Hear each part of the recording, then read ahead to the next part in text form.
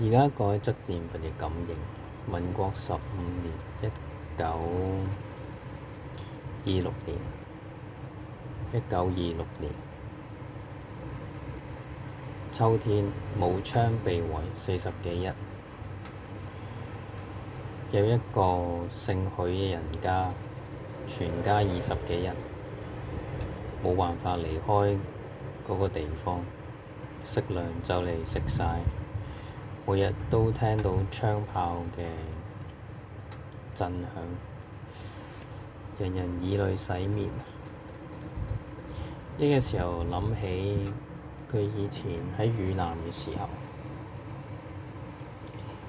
曾經有人送過一本《觀音靈異記》畀佢，喺中央黑經院印刷嘅《觀音靈異記》。呢個時候佢即刻就揾佢出嚟，睇下可以讀啲乜嘢咒，念啲咩經可以解到呢個難。咁佢發覺其中嘅經咒都唔容易讀，於是佢就揀咗最簡單嘅白衣大士神咒，又叫全家人一齊讀，日讀夜讀。並且佢發咗一個願，如果過到呢一關，佢印10000本出去，流通呢本《觀音靈異記》。3幾日之後，覺得精神異常疲倦，成日想瞓覺，跟住就真係一瞓，咩事都唔知。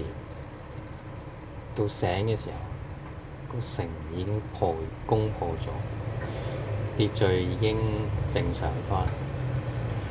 跟住佢睇下左右嘅鄰居，洗劫一空，城裏邊嘅人遭受饑餓驚恐，被奸淫槍殺，而死嘅人唔知有幾多。唯獨係佢嗰家人，因為瞓覺，淨係瞓覺，一無所知，所以都冇受驚恐。而好奇怪又冇受損失喎。咁佢就知道係真係大士嘅保佑。咁就遵守承諾，出咗淨資1800元。印10000本《觀音靈異記》，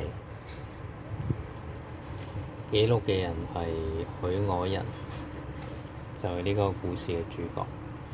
藹係羽字部加慈愛個愛嘅下半部分，許藹人，人係人類嘅人。